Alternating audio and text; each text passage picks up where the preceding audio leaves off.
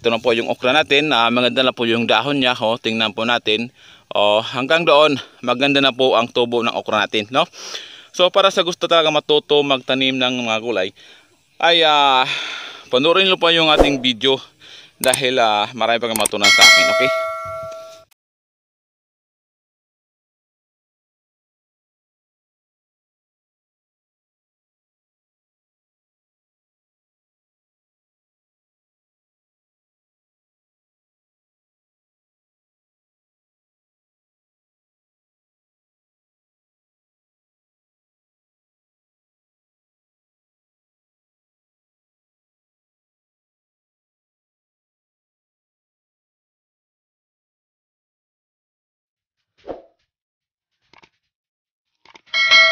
Magandang araw na po sa inyong lahat.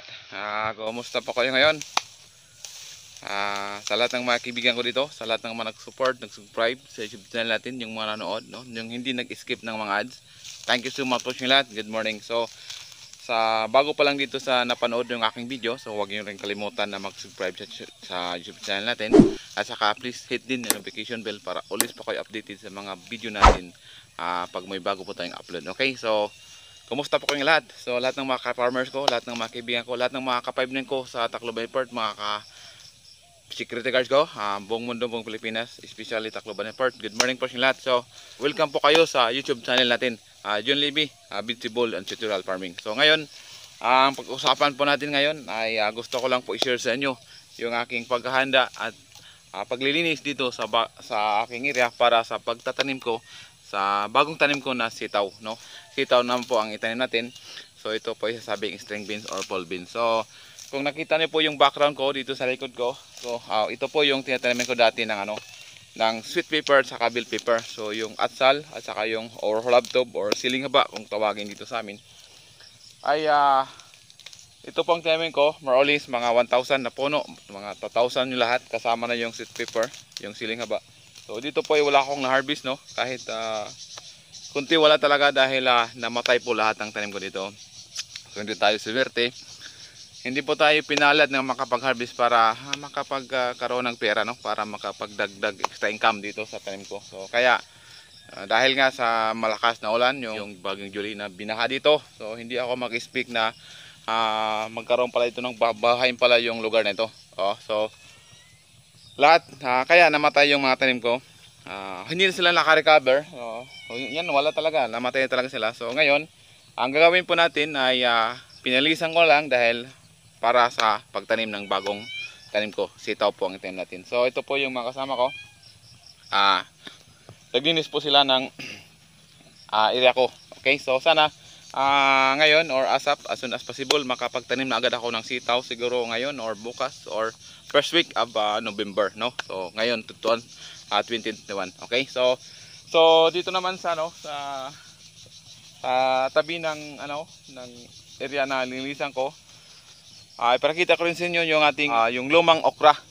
Yung ating lumang okra na tanim at saka yung bagong okra na tanim. Okay? So i-share ko lang po sa inyo. Panoorin niyo po. Okay, patuloy po tayo. Okay, mga kaibigan natin dito, mga kababayan, okay, mga ka-farmers, no? Sa lahat ng mga kaibigan natin na nanonood dito sa YouTube channel natin, yung mga bagong subscriber ko diyan, maraming salamat po sa inyo lahat. So ito na po yung tanim kong okra. Ito po ang lumang tanim ko na okra. Pinakita ko na po ito sa inyo ilang beses, no?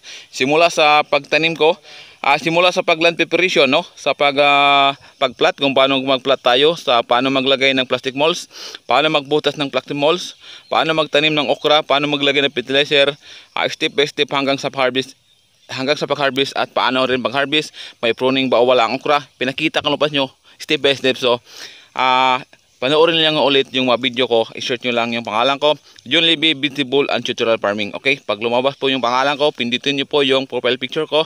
Pag pindot nyo po yung profile picture ko, pindutin mo yung videos doon, hahanap na po kayo, pipili na po kayo kung anong gusto po ang panoorin nyo dito sa channel ko. Okay, so ngayon, ulitin ko lang, ito yung lumang okra ko. So akala ko dito ay mamatay na talaga silang lahat.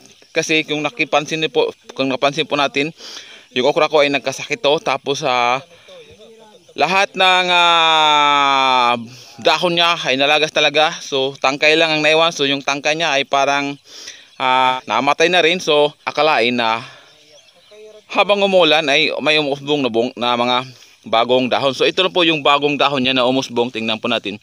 So ang ganda naman ng tubo ng dahon niya, no? So kaya ang ginawa po namin, kinakat na lang po namin dito. Kinat po namin dito. Kinat po namin para po siya magkaroon ng bagong usbong. Saka ilagyan po namin to ng fertilizer, no? So ngayon ito na po yung nangyari. Ito na po ang resulta sa tanim kong lumang okra, no? So kumita po ako dito sa okra ko kahit kunting tanim ko. Importante nakadagdag kita pa ako dito, no? So kung pansin po yung puno natin ng okra, ito po yung puno ng okra niya.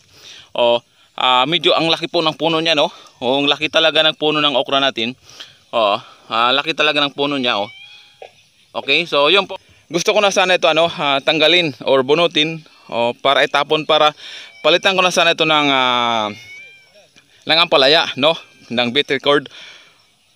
Kaya lang medyo nahinayang ako na putulin to or tanggalin dahil medyo nagkaroon siya ng bagong usbong, bagong tangkay, no? Baga ng dahon niya, magkaroon din ng bunga. So hindi ko muna tanggalin, hayaan ko muna ito, pabayaan ko muna ito para at least ma-idea po tayo, ma-experience po tayo next time. At least alam na po natin na pwede pala natin putulan yung okra dito, yung mga tangkay niya na wala ng gamit, para sa panibagong usbong uli ng mga sanga niya. Okay, ito po yung pinutol po natin. Tingnan po natin, pinutol po natin dyan. Ito mga pinutol po natin, ito po. Pinutol po natin yan. Ito, pinutol natin, pinutol natin. So, dito sa ilalim, dito nagkaroon ng mga bagong usbong na sanga, no? Bagong tangkay niya. Okay, so, regular na po yung paglagay namin ng fertilizer. Siguro, every week po kami naglagay dito ng fertilizer ngayon. Okay, so, doon naman sa bagong tanim na din ni okra, ipakita ko po sa inyo ngayon. So, ito yung lumako. Napansin natin.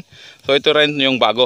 Parang magkatabi lang po sila dito. Okay, so, ito po yung bagong tanim ko na okra.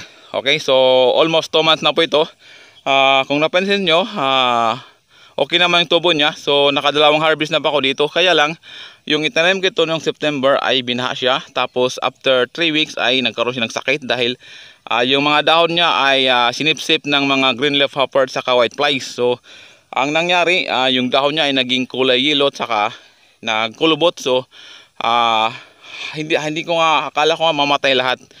Dahil sa tingin ko walang pag-asa, pero yung inisprehan ko siya ng pang insecticide, tapos regular yung paglagay ng fertilizer. So ngayon po ay naka-recover na po yung okra natin, no? Ito na po yung okra natin, maganda na po yung dahon niya, tingnan po natin. Hanggang doon maganda na po ang tubo ng okra natin, no? So para sa gusto talaga matuto magtanim ng mga gulay ay panoorin niyo pa yung ating video dahil marami pang matutunan sa akin, okay? Okay po, yun lang muna ang i-share ko sa inyo. So para talaga sa gusto matuto magtanim ng vegetables, no, yung mga iba't ibang uri ng gulay. So huwag niyo po kalimutan lang na panoorin yung video natin, no. So patuloy lang po suportahan at subaybayan yung ating YouTube channel. Dahil dito sa channel ko marami pa kayong matutunan sa akin, no. So hindi ko man ito agad-agad maipakita sa inyo or ma-share yung kaalaman ko sa pagtanim ng mga gulay. So at least dahan-dahan po, unti-unti ay ibahagi ko po yung lahat ng natutunan ko dito sa pagtanim ng mga gulay, no. So based lang po sa experience. So marami po tayong mga experience na natutunan pamagitan sa pagtatanim ng mga gulay ko. Okay, para sa hindi pa nakapag-subscribe sa akin, please subscribe YouTube channel at always pindutin po yung notification bell para always rin po kayo updated sa mga bagong video natin. Okay, so para sa mga bagong subscriber ko, thank you so much yung lahat. So maraming salamat talaga sa lahat, no. So kung saan man kayo ngayon at saka ano mang mga ginagawa nyo, ingat po kayo palagi.